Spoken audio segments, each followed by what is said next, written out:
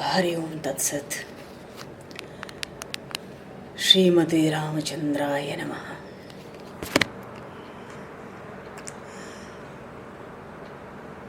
नमः परमहंसाय स्वादित चरण कमल चिन्मकरंदाय भक्तजन मानस निवासाय श्रीरामचंद्राय नमः।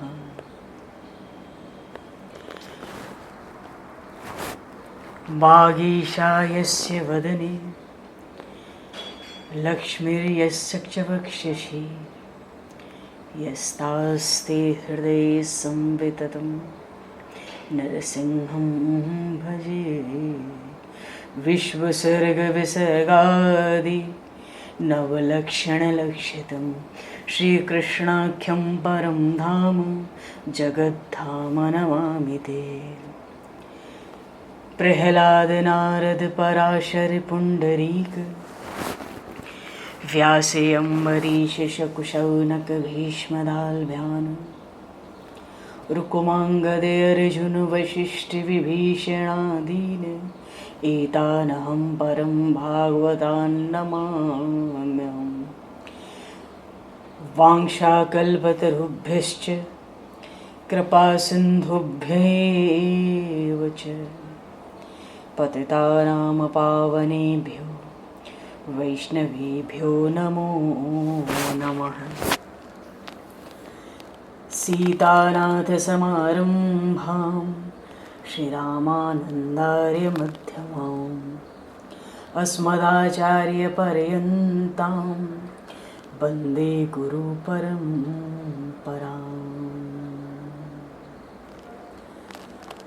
योगीन्द्राय नमस्तस्मै शुकाय ब्रह्मरूपिणे संसारसर्पदष्टं योर्विष्णुरातमौच्यत।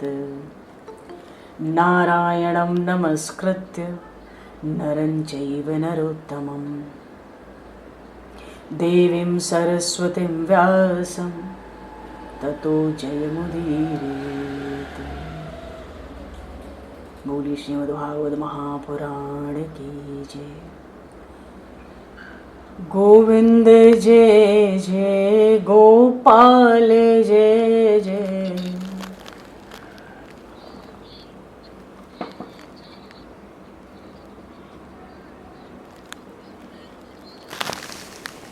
गोविंद जय जय गोपाल जय जय।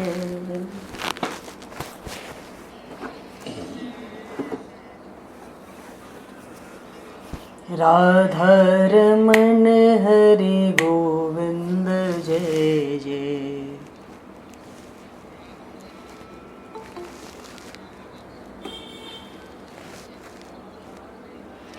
राधा रमण हरि गोविंद जय जय।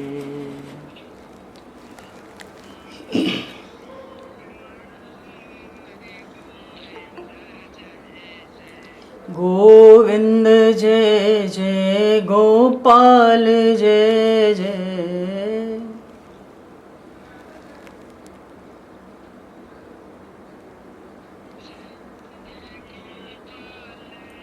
गोविंद जय जय गोपाल जय जय।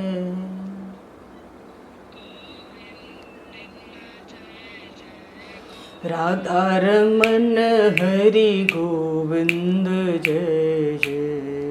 राधा रमण हरि राधा रमण हरि गोविंद जय जय।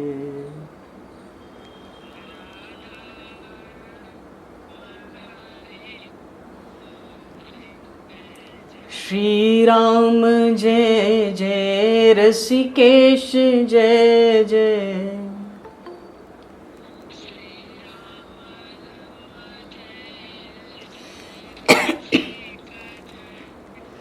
श्री राम जय जय ऋषिकेश जय जय।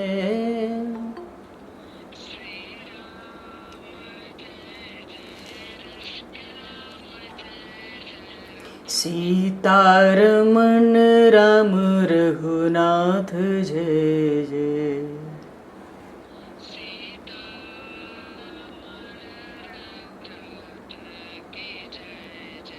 सीतारमण राम रघुनाथ जय जय।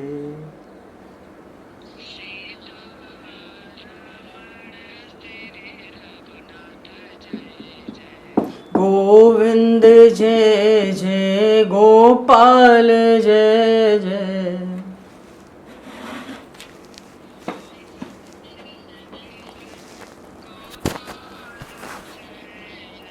राधा रमण हरि गोविंद जय जय।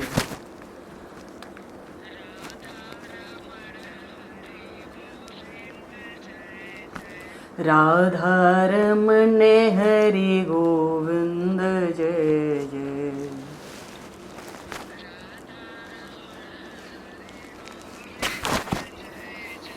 श्री राम जय जय ऋषिकेश जय जय।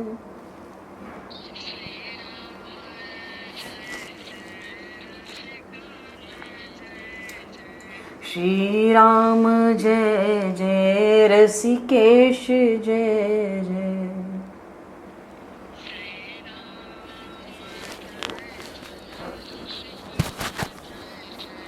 सीतारमण राम रघुनाथ जय जय।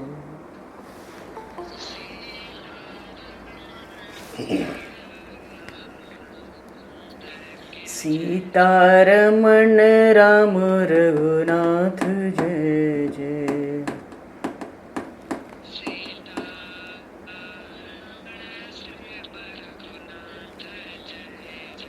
राधा रमण हरि गोविंद जय जय।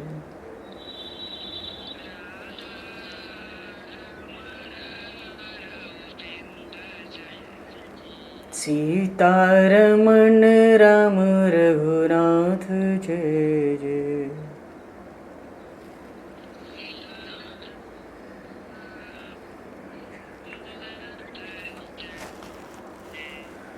बोली शिवा के बिहारी लाल की जय। श्रीमद्भागवत महापुराण की जय। श्री वृंदावन प्रेम धाम की जय। श्री जमुना महारानी की जय। श्री गिरिराज महाराज की जय। श्री गिरिराज धरण की जय। समस्त गौवंश की जय। 84 कोस ब्रजमंडल धाम की जय। सब संतन की जय। भगवान श्री वेदव्यास जी महाराज की जय। श्री सुखदेव जी महाराज की जय। श्री सुत शौनक आदि ऋषियों की जय। सब भक्तन की जय। सब विप्रन की जय। श्रीमद्भागवत महापुराण की जय। श्री रामचरितमानस जी महाराज की जय। श्री राम महाराज की जय। जय जय श्री राधे। जय जय श्री सीताराम। हर हर महादेव। हरि शरणम। अनंत कोटि ब्रह्मांड नायक सर्वेश्वर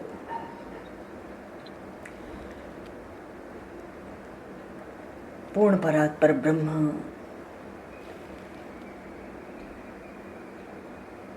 सच्चिदानंद ब्रह्म भगवान श्री राधा माधव असंख्य कल्याण गुणगण लय भक्त वांछा कल्पतरु शरणागत वत्सल भक्त वत्सल दीन बंधु दया सिंधु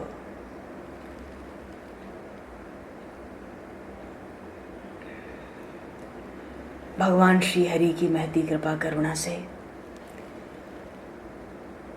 परम पावन इस 84 क्रोस ब्रजमंडल मथुरा मंडल में श्रीधाम वृंदावन से इस महान पवित्र ब्रज रज से महापुरुषों के परम अनुग्रह से आप सभी श्रद्धालु भक्त वैष्णवों की मंगलमयी और पावन सन्निधि में मानव जीवन का सर्वोत्कृष्ट फल सत्संग है। श्रीमद् भागवत महापुराण की कथा के माध्यम से हम सभी श्रवण लाभ का सौभाग्य प्राप्त करने जा रहे हैं। सर्वप्रथम आप सभी भक्तजनों के श्री चरणों में भगवत भाव से सादर वंदन, सादर नमन। आप सभी को यथा योग्य जय सियाराम, जय जय श्री राधे, हरि शरणम, जय श्री गुरु महाराज जी की जय हो, जय जय जय श्री राधे, जय श्री जय हो भगवान सीताराम। वंशी विभूषितकरान्नवनीरदाभात् पीताम्बरादरुणबिम्बफलाधरोष्ठात् पूर्णेन्दुसुन्दरमुखादरविन्दनेत्रात् कृष्णात् परं किमपि तत्त्वमहं न जाने, कृष्णात् परं किमपि तत्त्वमहं न जाने। पूर्व प्रसंग में श्री भीष्म पितामह जी महाराज का मरण सुधारने के लिए द्वारिकाधीश पधारे हैं। पितामह भीष्म कहते हैं, मैं आपकी शरण में हूँ, मैं आपका हूँ, सो हे नाथ कृपा कीजिए।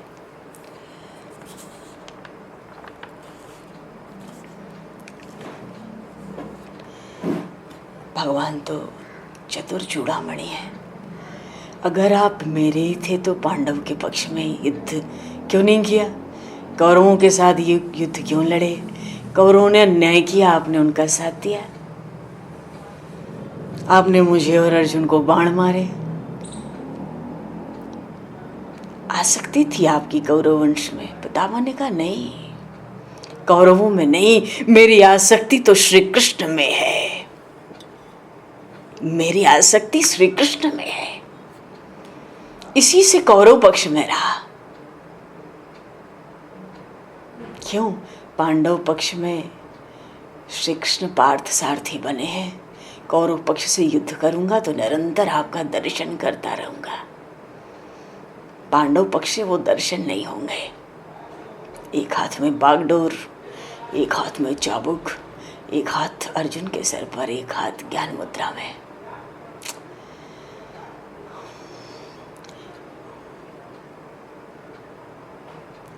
भगवान ने कहा था अर्जुन जी से, मामनुस्मर युद्ध च, युद्ध करो मेरा स्मरण करते हुए। तो भीष्म पितामह भी सोचे ऐसे ही भगवान का दर्शन करते हुए युद्ध करो। पितामह ने बड़ी सुंदर स्तुति की है। चारों ओर नारायण, चारों ओर नारायण, भीतर बाहर, दाएं बाएं, ऊपर नीचे। अतिशय भक्ति में भेद नष्ट हुआ। भीष्म पितामह अपनी भक्ति की अंतिम कक्षा में पहुंचे हैं। उत्तरायण गंगा तट पर, उत्तरायण में भीष्म पितामह ने भगवत स्वरूप में पितामह भीष्म लीन हो गए। देव जय जयकार कर रहे हैं, पुष्पों की वर्षा हो रही है। ऐसा महान पुरुष न कभी हुआ है, न कभी होगा। धर्मराज को बड़ा आनंद हुआ है, दादाजी को सदगति मिली है। ऐसी सदगति किसी को नहीं मिली है। बोलिए श्री भीष्म पितामह जी महाराज की जय, श्री द्वारिकाधीश भगवान की जय। जब जीव निरंतर भक्ति से चित्त भगवान में लगा देता है तो निरंतर भक्ति से और प्रार्थना का फल होता है। निरंतर भक्ति और प्रार्थना भगवान जीव के मरण को सुधार देते हैं। महाराज युधिष्ठिर को थोड़ा दुख है कि दादाजी छोड़कर चले गए। श्राद्धादिक जो विधि है वो सब उन्होंने की। धर्म राज्य की स्थापना हुई हस्तिनापुर में। अब भगवान श्री कृष्ण पुनः द्वारिका जाने के लिए पधारते हैं। भगवान जैसे ही रथ में विराजित हुए हैं, भगवान के दर्शन करते हुए वो जो हस्तिनापुर की स्त्रियां हैं ना, हस्तिनापुर की कौरव वंश की, पांडव वंश की जो स्त्रियां हैं, भगवान द्वारिकानाथ पर पुष्पों की वर्षा कर रही हैं और बातें कर रही हैं, परस्पर बातें कर रही हैं। सवै किलायम पुरुष पुरातनो यह एक आसीद विशेष आत्मनि अग्रे गुणेभ्यो जगदात्मन ईश्वरे निमिलितात्म निशे सुप्त शक्तिशो। अरे सखी, वो आपस में कहती है, अरे सखी तो जानती है ये कौन जा रहा है, कौन जा रहा है। प्रथम स्कंद के 10वें अध्याय में ये श्लोक बड़ा सुंदर आया। ये कौन जा रहा है रथ पर सवार होकर? ये प्रलय काल में सभी को पेट में रखकर शेष सैया पर शयन करने वाले आदि नारायण परमात्मा यही हैं। बताओ, हस्तिनापुर की स्त्रियां ऐसा गूढ़ रहस्य प्रकट कर रही हैं कि प्रलय काल में सभी को अपने पेट में लेके योग निद्रा में शेष सैया पर शयन करते हैं, ये आदि नारायण भगवान हैं।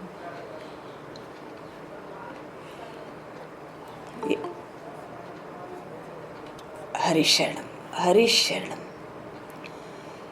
हरि शरणम। जय श्री राम। क्या कह रहे थे हम?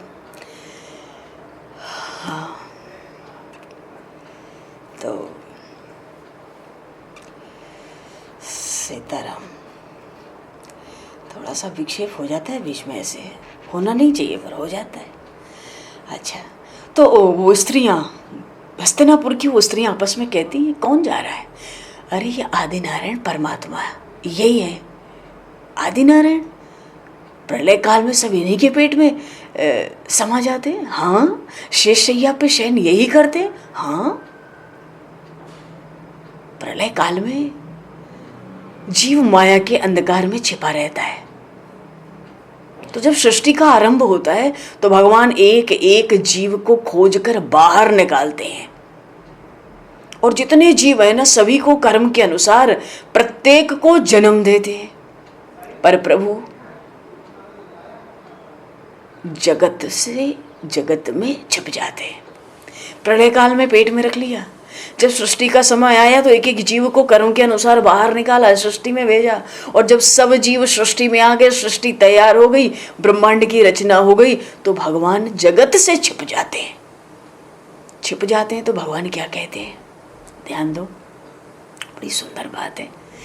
भगवान जीव से कहते हैं कि एक बार जब तुम छिप गए थे हमारे पेट में, माया के अंधकार में जब अंदर छिप गए थे, तो मैंने एक एक को खोज के बाहर निकाला, कर्म के अनुसार सृष्टि में प्रवृत्त कर दिया।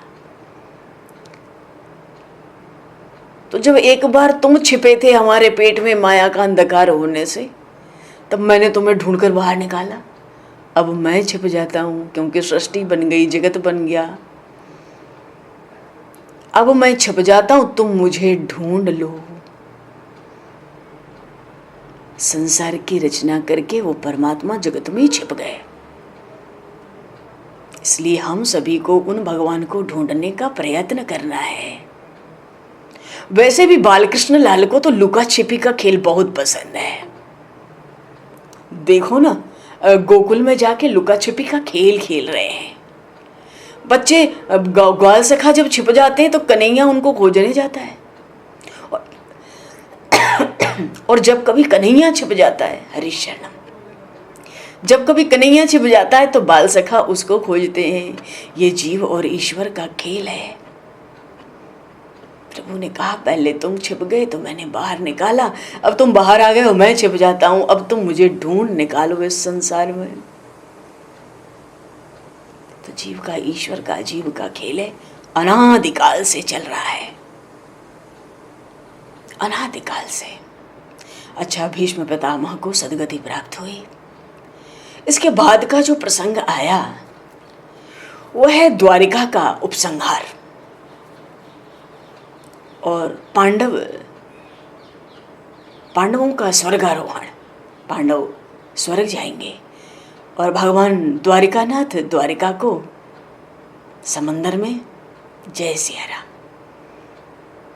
अच्छा देखो, जब भगवान द्वारिकाधीश लौट रहे थे हस्तिनापुर से द्वारिका की तरफ, तो अनेक देशों को मार्ग में पवित्र करते हुए द्वारिकानाथ द्वारिका पधारे हैं। बहुत दिन बाद आए ना, द्वारिका में सबको दर्शन की उत्कंठा थी। प्रभु ने अनेक रूप धारण किए और सबसे एक ही समय में वो मिलते हैं, सबको आनंद दे रहे हैं। वे श्री कृष्ण योगेश्वर हैं। सबको लगता है कि मुझसे उनका बहुत प्रेम है। सबसे पहले मुझसे मिले, मेरे साथ बातें की। भगवान राम जब अयोध्या लौटे वनवास के बाद, क्षण महोत्सव मिले भगवाना। गोस्वामी जी ने कहा, भगवान शिव कह रहे हैं माता पार्वती से, क्षण मह सब ही मिले भगवाना, उमा रहस्य यह काहू न जाना। व्यापक विश्व रूप भगवाना, जो व्यापक है, विश्व रूप है, कण कण में व्याप्त है, अणु अणु में, उसको हर जगह प्रकट होने में कितनी देर लगती है? कुछ करना थोड़ी है, वो तो है ही।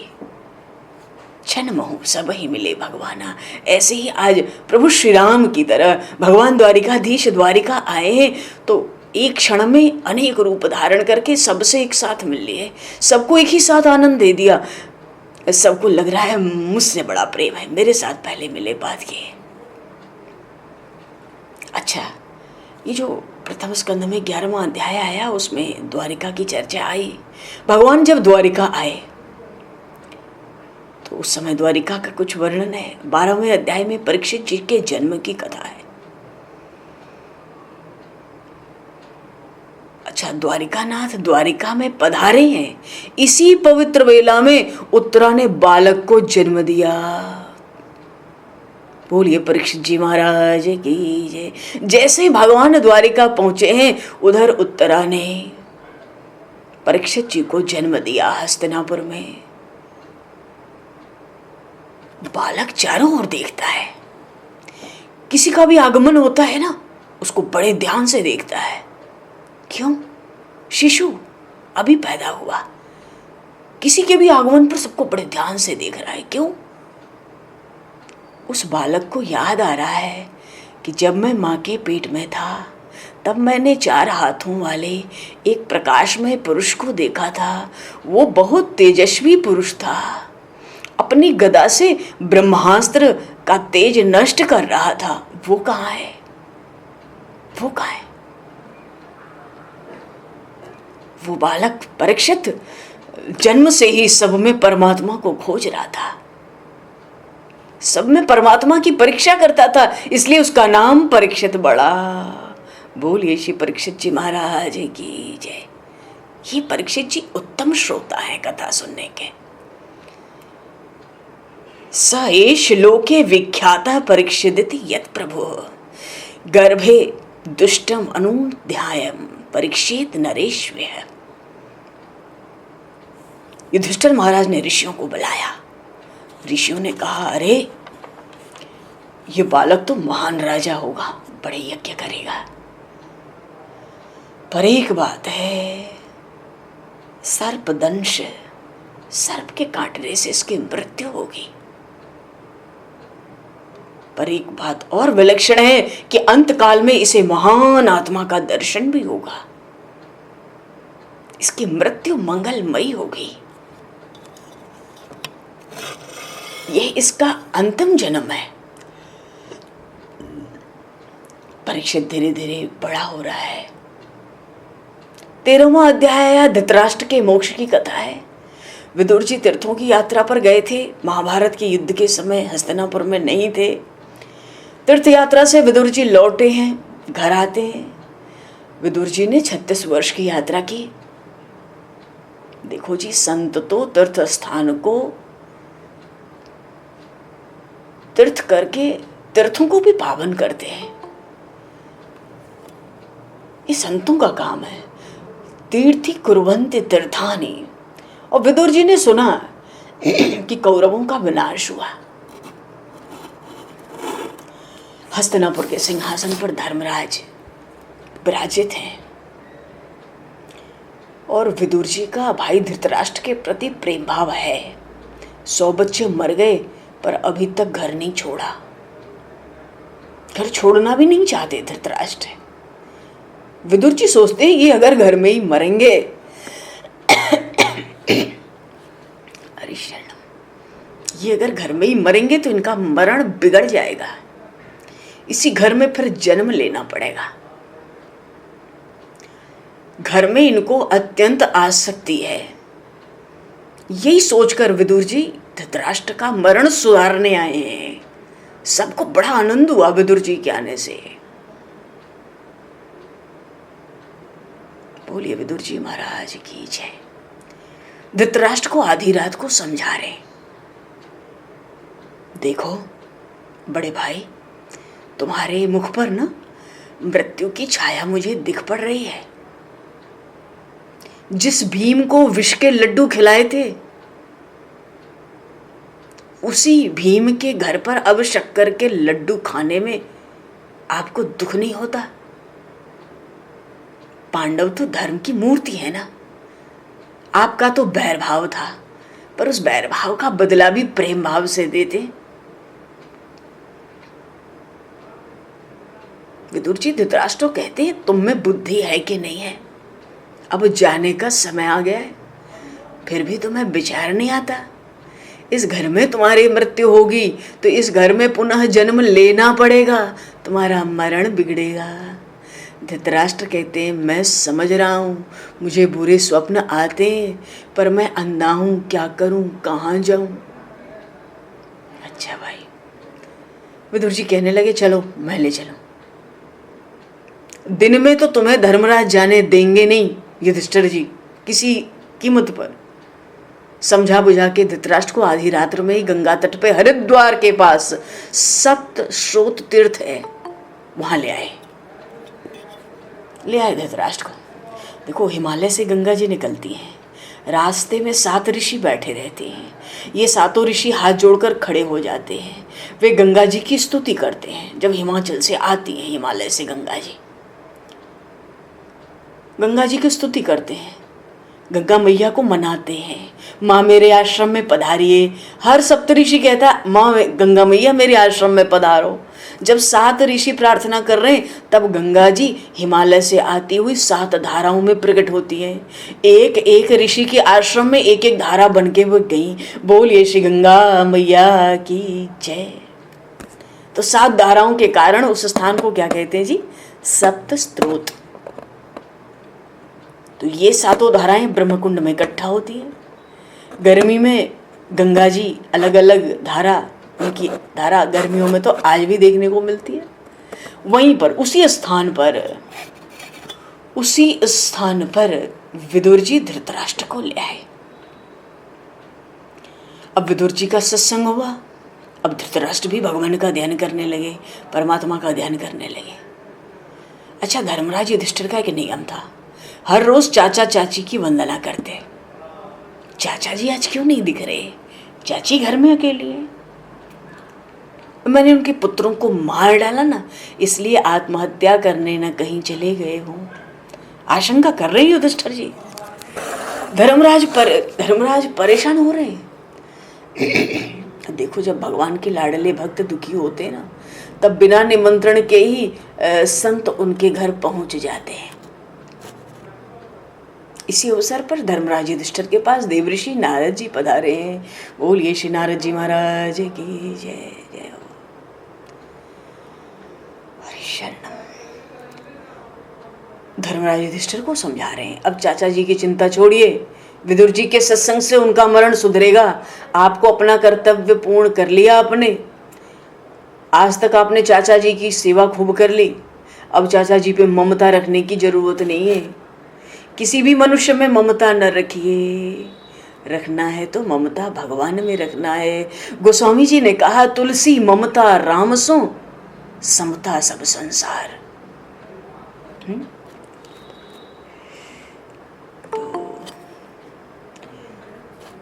किसी में ममता मत रखिए, भगवान में ममता। किसी स्त्री या किसी पुरुष में ममता रखने वाले बहुत दुखी होते हैं, बहुत रोते हैं। धर्मराज युधिष्ठिर को नारद जी समझा रहे हैं, क्या हमारे शास्त्रों में लिखा है?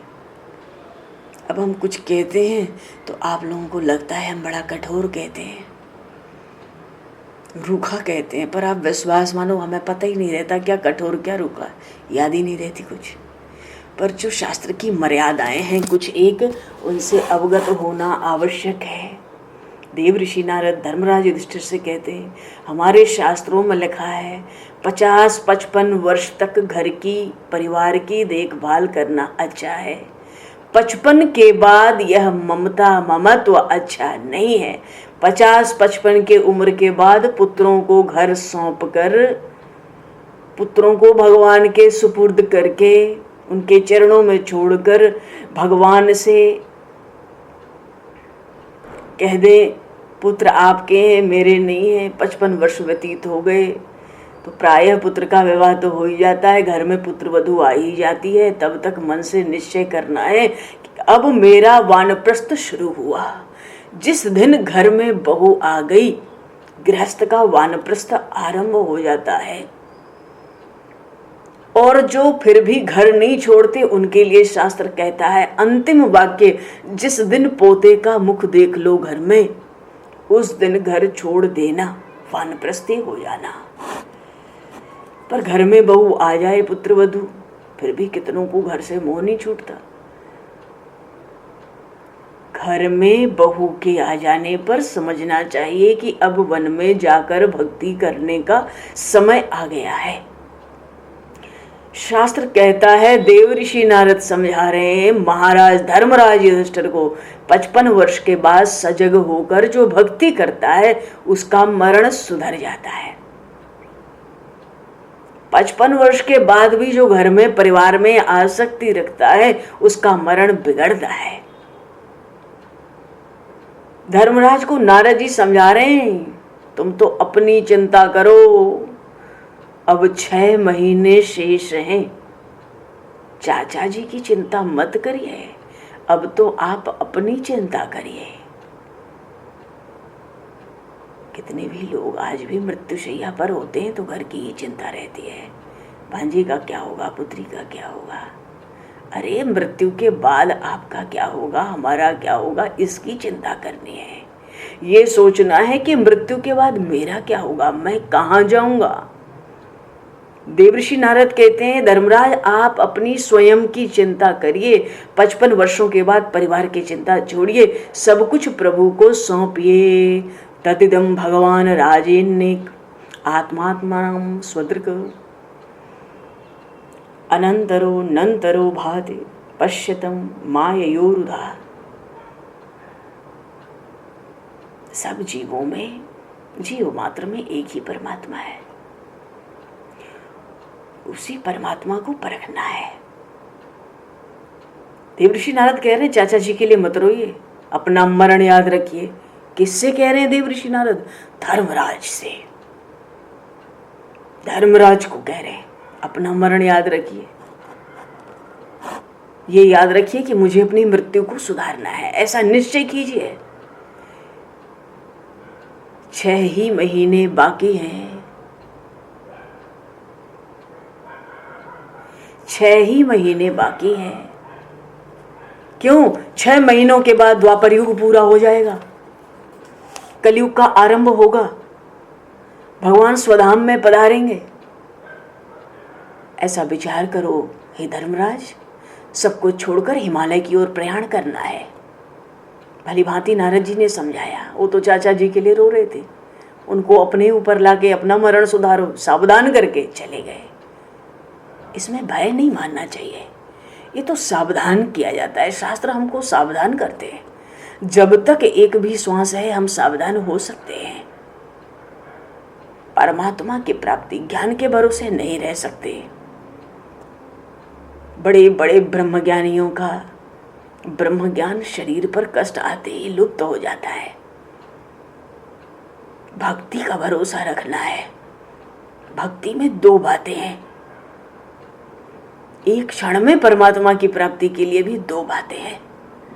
एक है भगवान के अनन्य प्रेम से भगवान के चरणों को हृदय में बांध लेना।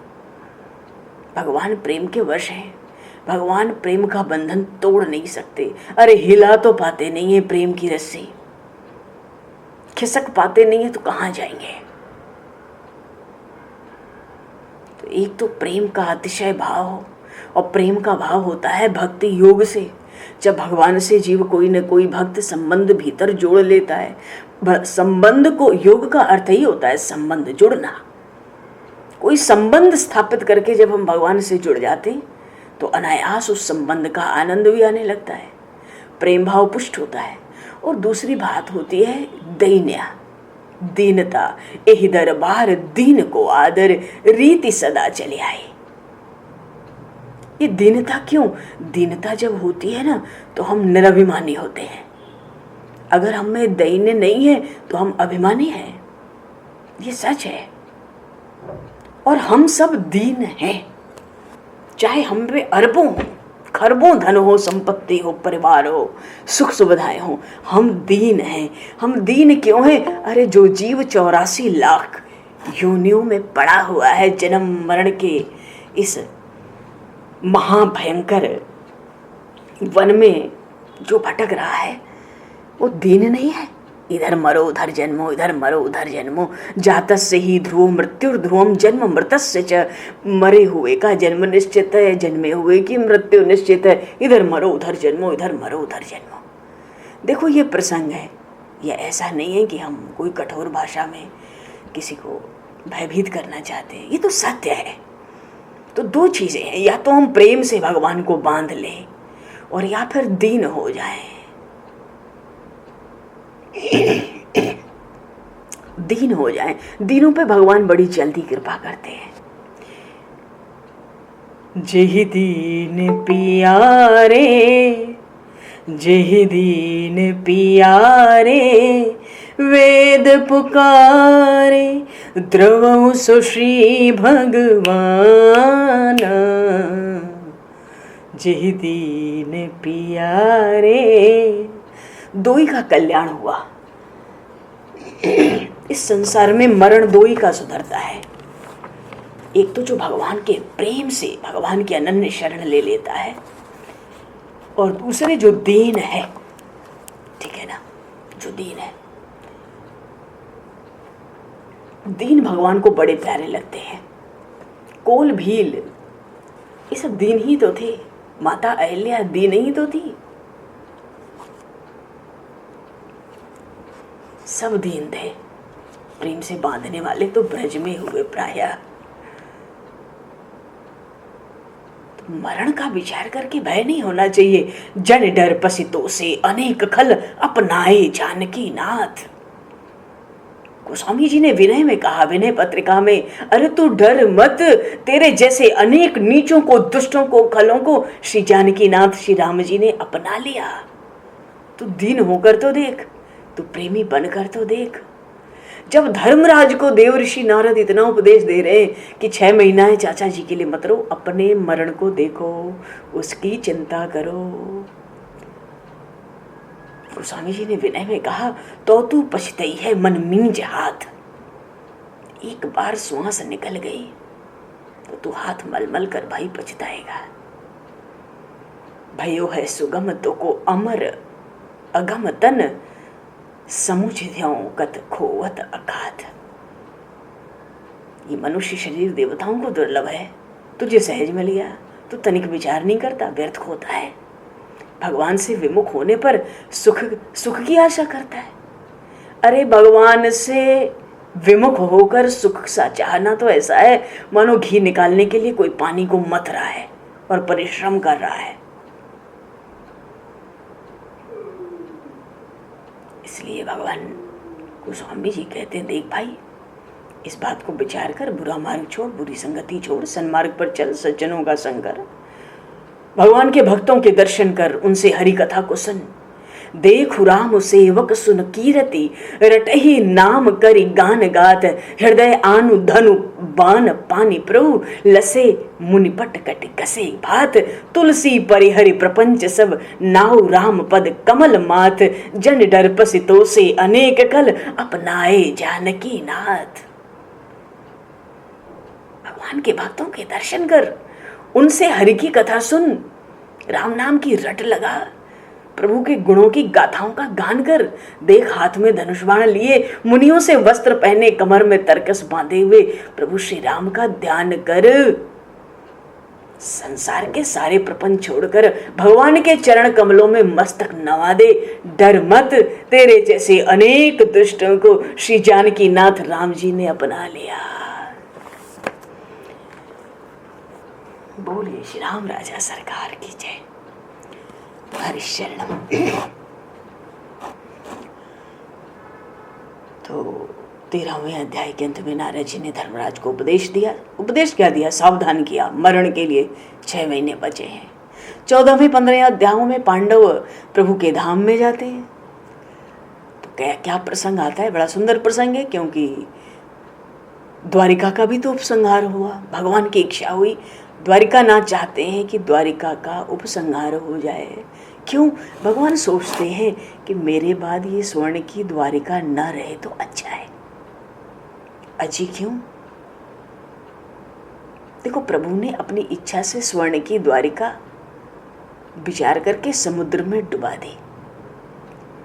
वैसे भी अच्छा किया। क्यों?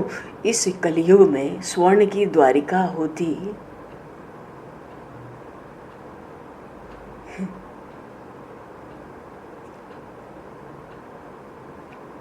भगवान जान रहे हैं ना कलयुग में लोग कैसे होंगे। कलयुग के लोग द्वारिका को छिन्न भिन्न कर देंगे। इससे अच्छा इसको मैं ही डुबा दूं, क्या बुरा है? क्योंकि स्व इच्छा से जो उपसंहार करता है ना, उसको बड़ी शांति मिलती है।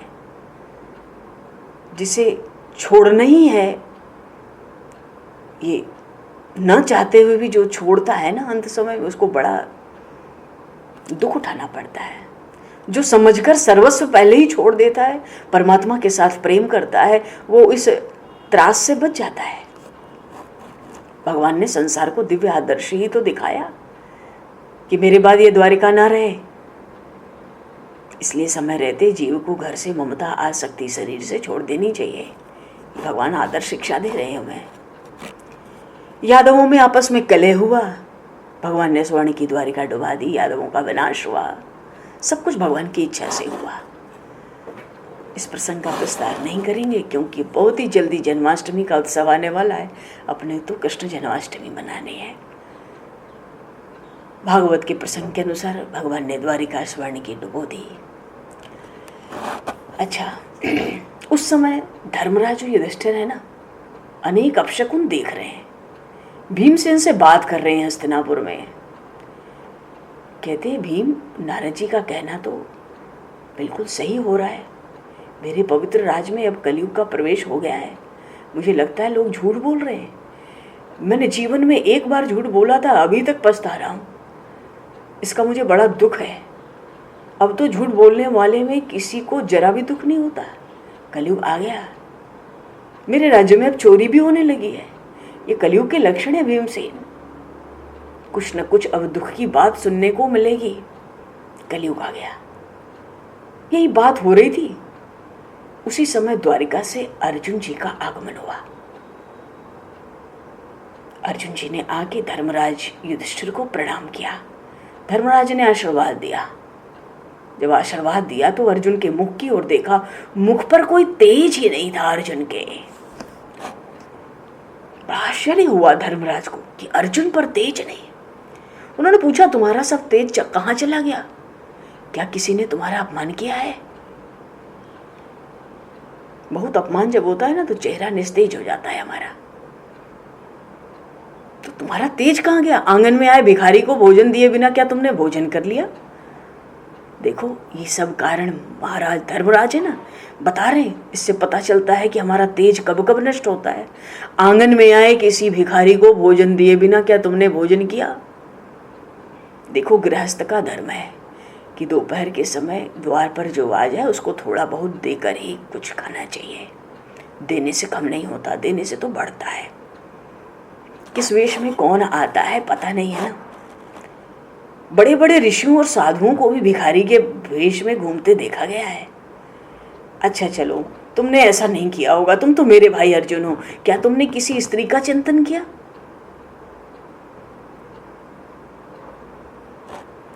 अगर पुरुष कोई पर स्त्री का चिंतन करे, क्या स्त्री किसी पर पुरुष का ध्यान करे, तो व्यभिचार जैसा ही पाप लग जाता है।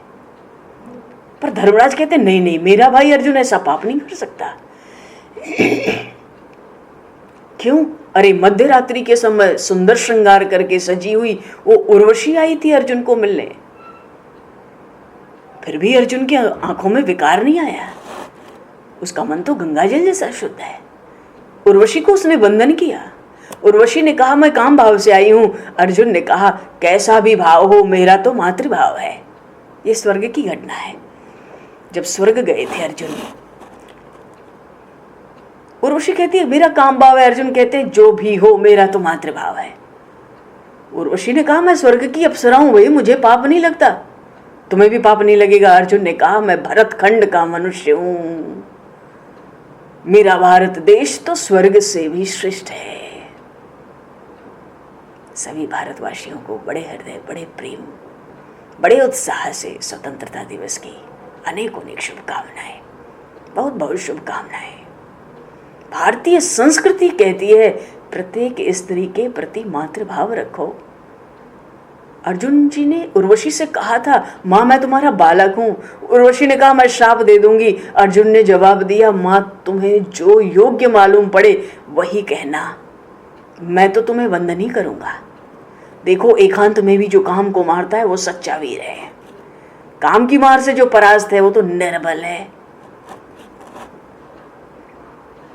महाराज युधिष्ठिर कहते तुम ऐसा पाप कर नहीं सकते, आज तुम्हारे मुख पर तेज क्यों नहीं है? ये तो मुझे बिल्कुल कलयुग का लक्षण दिख रहा है। हाँ एक बात बताओ अर्जुन, तुम्हारे प्राण से अधिक प्यारे श्री कृष्ण का वियोग तो तुमको नहीं हो गया?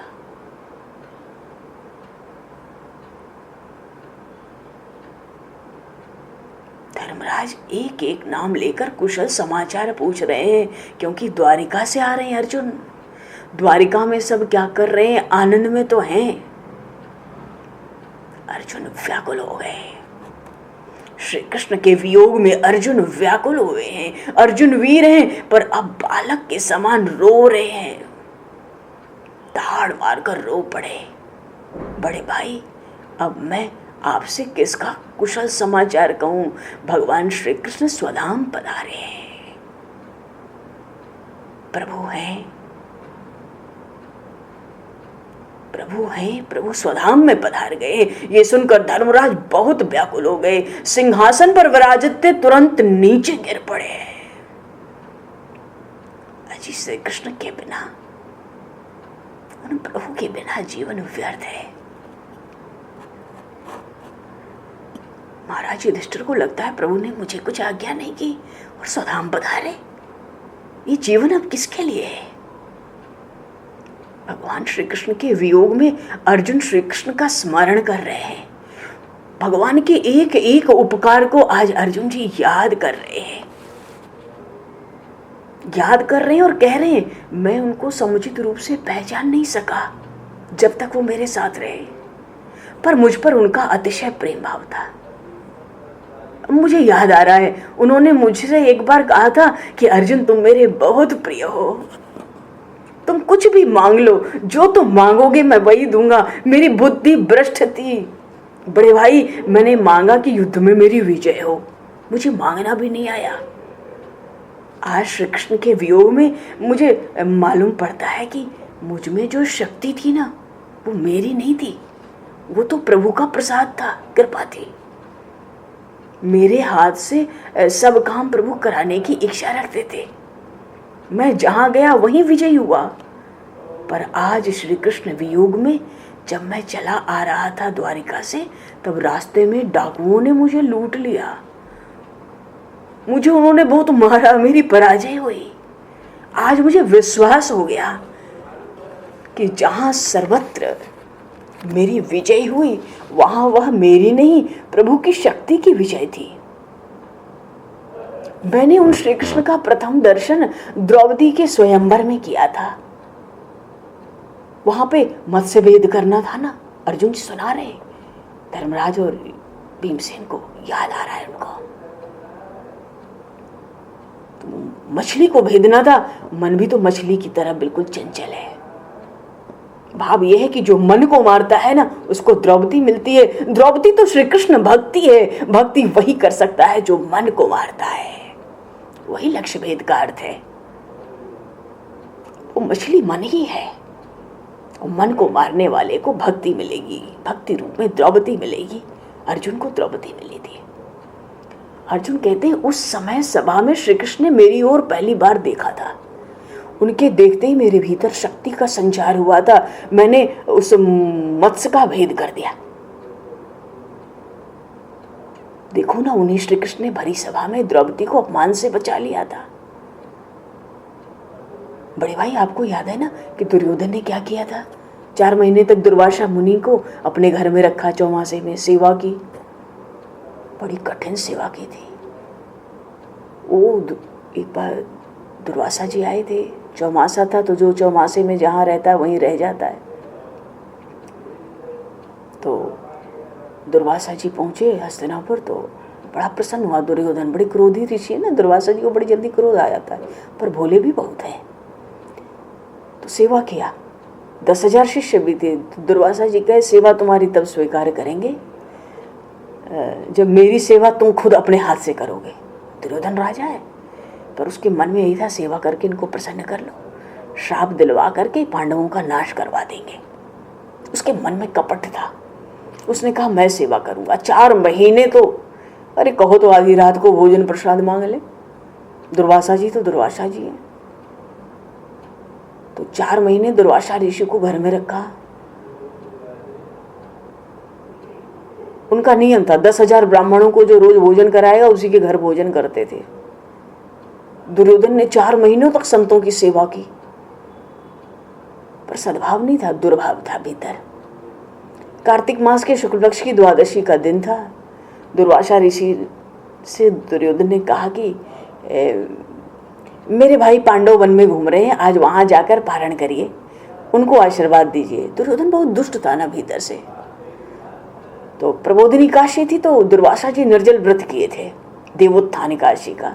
अगले दिन पारण करना था, तो निर्जल व्रत थे तो पारण करना था। तो सोचा कि जब सुबह निकलेंगे तो शाम लगभग होने ही लगेगी द्वादशी की, जब तक पांडवों के पास पहुंचेंगे।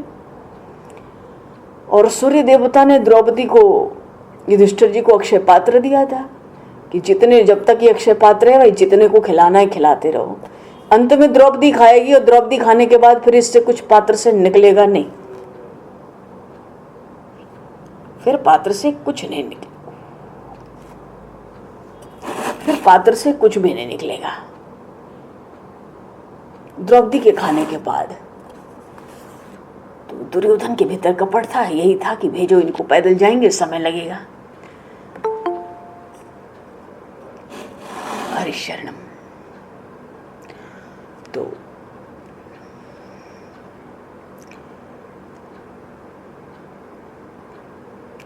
ब्राह्मणों को पांडवों तक पहुंचने में देर लगी। दुर्वासा जी सोच रहे हैं 4 महीने इतनी सेवा किया, इसको कुछ आशीर्वाद देकर जाऊं, पर दुर्योधन कहते हैं उनको जाके आशीर्वाद दो, वो वन वन भटक रहे हैं, उनको आशीर्वाद की जरूरत है। अब यहाँ तो द्रौपदी का भोजन हो चुका था, अक्षय पात्र से कुछ निकलना नहीं था, दुर्वासा जी को भोजन मिलेगा नहीं, क्रोध करके पांडवों को शाप दे देंगे, पांडवों की दुर्गति होगी। दुर्वासा ऋषि भोले थे, दुर्योधन की कपट चाल कुछ समझे नहीं। उन्होंने दुर्योधन से कहा कि कल निर्जला एकादशी का व्रत किया है, आज द्वादशी का बड़ा दिन है, पारण करूंगा तो तुमको आशीर्वाद दूंगा, बाद में कहाँ जाऊं और कहाँ आऊंगा। दुर्योधन ने कहा महाराज हमें तो बहुत आशीर्वाद 4 महीने मिले, अब पांडवों को दीजिए। ठीक है, देखो सूर्य की जो त्रिकाल उपासना करते हैं ना, त्रिकाल संध्या, दरिद्र नहीं होते। सूर्योदय और सूर्यास्त के समय में भक्ति करने से सूर्य नारायण में परमात्मा के साक्षात दर्शन होते हैं। जो सूर्य नारायण की 3 समय भक्ति करता है, त्रिकाल संध्या, उसको रोग नहीं होते हैं। पांडव जब वन में गए थे, सूर्यनारायण को दया आई, अक्षय पात्र दे दिया। जो संकल्प कर लो उतना अन्य तरह तरह के भोग, 56 भोग निकले, जितने चाहो लाखों लाखों खाएं। तो आंगन में पधारते साधु संत ब्राह्मण सबको हाथ जोड़कर द्रौपदी जी पूछती, महाराज क्या भोजन लेंगे, क्या इच्छा है? पात्र से भोजन निकलता, जंगल में भी मंगल था। द्रौपदी जी पांडवों के साथ सत्संग कर रही थी एक दिन।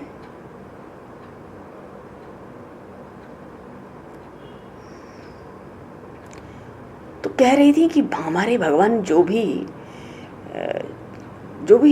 होता है जीवन में, अच्छा बुरा, सब भगवान की लीला है हमारे कल्याण के लिए।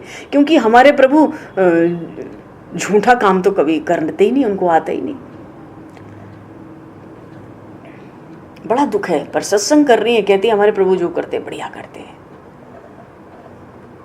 प्रभु को झूठा काम करना नहीं आता, प्रभु झूठा गलत काम करते ही नहीं। तो आप लोग भगवान पर विश्वास रखें। ये द्रौपदी कह रही है पांडवों से, राज्य चला गया कोई बात नहीं, वन में भटक रहे हैं कोई बात नहीं। द्रौपदी कहती है जो हुआ बड़ा अच्छा हुआ। राजमहल में क्या था, राजसी सुख भोग थे, सात्विक आनंद राजमहल में मिलता ही नहीं था। कहाँ से आएगा राजमहल में सात्विक आनंद? रानी बन के राजमहल में रहती थी, वो दिन याद आते हैं।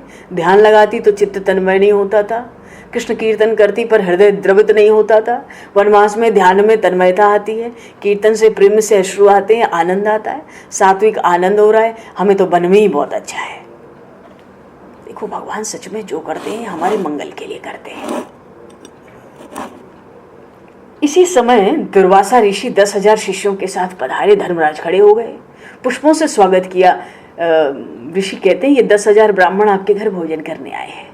सुबह से हम हस्तिनापुर से निकले हैं, कल की एकादशी का निर्जल व्रत किया था, अब हमें बहुत भूख लगी है। धर्मराज हाथ जोड़कर प्रणाम किए, आपने बड़ी कृपा की, ब्राह्मणों की सेवा का हमें लाभ मिलेगा, आप चलते ही आ रहे हैं। दुर्वासा ऋषि ने कहा स्नान की तो बड़ी इच्छा है पर भूख भी बहुत लगी है, हम स्नान करते हैं, आप भोजन तैयार कर लो। धर्मराज ने कहा हाँ सब कुछ तैयार होगा। धीर गंभीर है, उनकी बुद्धि शांत है ना, वो भीतर भीतर सोच रहे हैं, क्योंकि मालूम है द्रौपदी तो खा चुकी है, कुछ मिलेगा नहीं अब उस पात्र से। पतेली जो सूर्यनारायण ने दी थी द्रौपदी खा चुकी है, शाम होने वाली है। पर उन्होंने सोचा अत्यंत दुख में भी आज तक मैंने धर्म नहीं छोड़ा, अति दुख में भी पाप नहीं किया, प्रभु को नहीं बुलाया।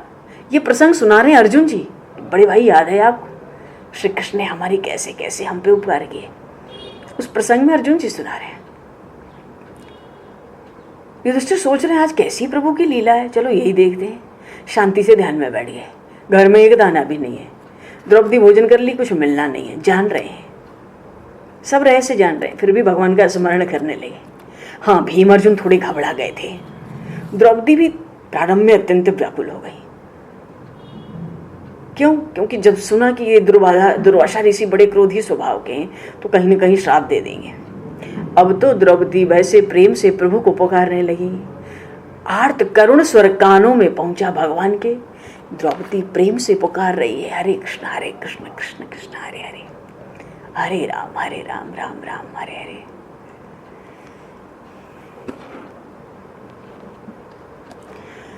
हरे राम राम राम हरे हरे, हरे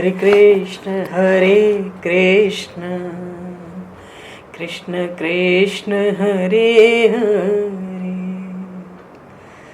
हरे राम राम राम हरे हरे, हरे कृष्ण कृष्ण कृष्ण हरे हरे, हरे राम राम राम हरे हरे, हरे